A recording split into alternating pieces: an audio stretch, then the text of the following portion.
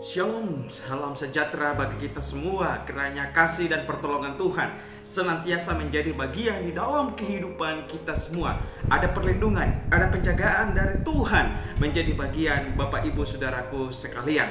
Biarlah hati dan hidup kita terangkat kepada Yesus di sorga, agar kehidupan kita terus diberkati oleh Tuhan, terus membawa diri kita kepada Tuhan. Saudaraku yang kekasih dalam Tuhan kita Yesus Kristus, pada saat ini saya ingin membagikan sedikit kebenaran firman Tuhan dengan tujuan memberikan kekuatan bagi seluruh umat-umat Tuhan, sehingga saudara tetap kuat di dalam Tuhan Yesus Kristus.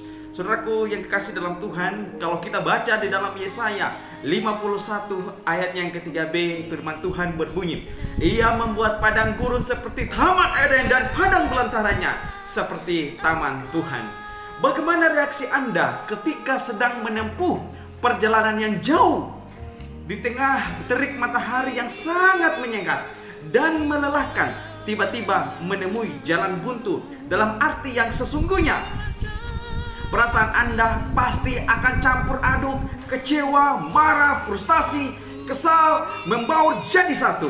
Akhirnya, tanpa sadar, keluarlah dari mulut kita perkataan yang negatif sebagai reaksi. Dengan perasaan dongkol pun kita akan memutar balik langkah kita dan berusaha mencari jalan alternatif. Bagaimana jika jalan buntu itu mengacu kepada tidak adanya jalan keluar untuk masalah yang sedang kita hadapi? Kita menemui jalan buntu, sebagaimana besar orang akan menyerah pada keadaan dan putus asa. Menghadapi jalan buntu juga pernah dialami oleh bangsa Israel ketika mereka dikejar-kejar oleh pasukan Firaun. Bisa kita lihat dalam Keluaran 14 ayat yang ke-9, firman Tuhan berbunyi, Adapun orang Mesir segala kuda dan kereta Firaun, orang-orang berkuda dan pasukannya mengejar mereka. Sementara di depan mata mereka terbentang laut Teberau. Secara manusia mustahil mereka akan terluput dari kejaran orang-orang Mesir. Ketika menghadapi jalan buntu, umat Israel mengalami keputusasaan dan ketakutan luar biasa. Lalu berseru-serulah mereka kepada Tuhan dan berkata kepada Musa, Apakah karena tidak ada kuburan di Mesir, maka engkau membawa kami untuk mati di padang gurun ini? Apakah yang kau perbuat ini terhadap kami dengan membawa kami keluar dari Mesir? Keluaran 14 ayatnya yang ke-11. Ketakutan adalah musuh dari iman. Semakin kita takut, semakin lemah keadaan kita, sehingga kita pun semakin tak punya kekuatan untuk melakukan sesuatu. Ketakutan adalah roh yang harus dilawan dan dikalahkan, sebab Allah memberikan kepada kita bukan roh ketakutan, melainkan roh yang membangkitkan kekuatan, kasih, dan ketertiban. 2 Timotius 1 ayatnya yang ke-7. Karena dihantui oleh rasa takut yang berlebihan, akhirnya yang terbayang dan timbul di dalam pikiran umat Israel adalah hal-hal yang negatif, bahkan kematian.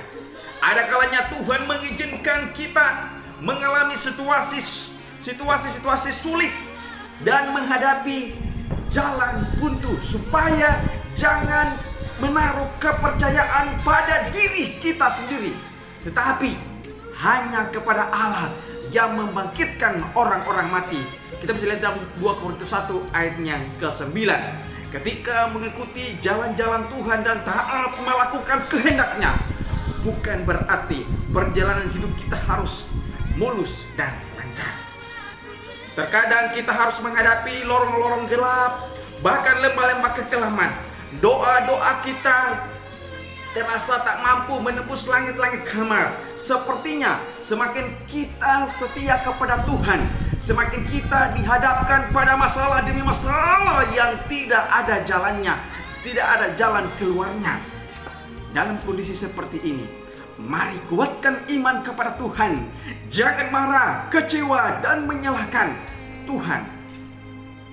Berkatalah Musa kepada Israel, janganlah takut, berdirilah dan tetap dan lihatlah keselamatan dari Tuhan yang akan memberikannya dari hari ini kepadamu. Sebab orang Mesir yang kamu lihat hari ini tidak akan kamu lihat lagi untuk selama-lamanya. Keluaran 14 ayatnya yang ke-13.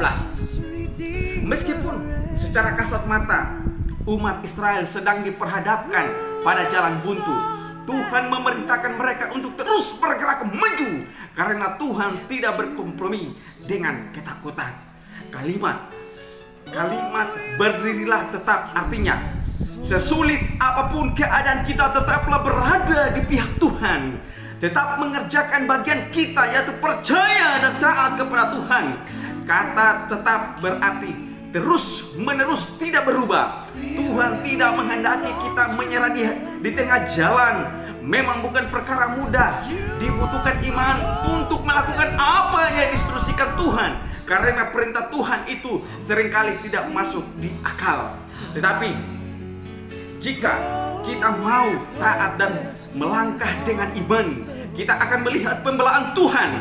Kita akan melihat kemuliaan, keselamatan, dan kemenangan yang Tuhan sediakan bagi kita. Inilah buktinya ketika umat Israel taat. Tuhan bertindak dengan tangannya yang penuh kuasa, menunggang balikan pasukan Firaun dengan kereta dan kudanya ke tengah-tengah laut. Dan orang Israel melihat orang Mesir mati terhantar di pantai. Dalam Keluaran 14 ayat yang ke-30. Jangan menyerah pada keadaan, percayalah kepada Tuhan karena Dia adalah jalan dan kebenaran dan hidup. Yohanes 14 ayatnya yang ke-6.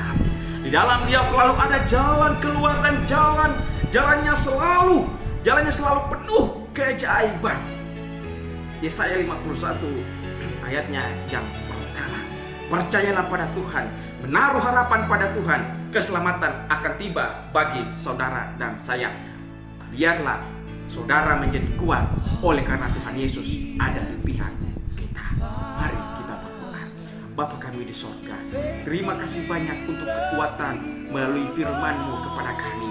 Biarlah kami selalu dikuatkan oleh Tuhan setiap saat dan setiap waktu. Dan biarlah kami tetap diselamatkan oleh Tuhan. Pada saat ini kami sementara menghadapi masalah besar ya Tuhan, yaitu badai virus corona. Biarlah keselamatan dari Tuhan tetap ada di pihak kami. Penjagaan dari Tuhan tetap berada di pihak kami. Malaikat Tuhan Engkau kirimkan untuk menjaga kami semua, mengawal kami semua. Oh Tuhan, sekiranya dengan kasih dan kuasa-Mu, dengan pertolongan-Mu, mari Engkau angkat ini corona ini menjauh daripada bangsa dan negara kami, agar kami bisa bebas beraktivitas lagi. Terima kasih banyak Bapak. Ada orang yang sedih, ada orang yang berduka, ada orang yang kecewa. Mari Tuhan hiburkan mereka dengan Roh Kudus-Mu. Oh Tuhan di surga, terima kasih banyak, terima kasih. Janji-Mu adalah ya dan amin, dan kami percaya bahwa Tuhan akan memberkati kami terus siang dan malam. Terima kasih. Ampuni kami orang berdosa. Di dalam nama Tuhan Yesus Kristus kami berdoa dan mengucap syukur. Haleluya, haleluya. Amin.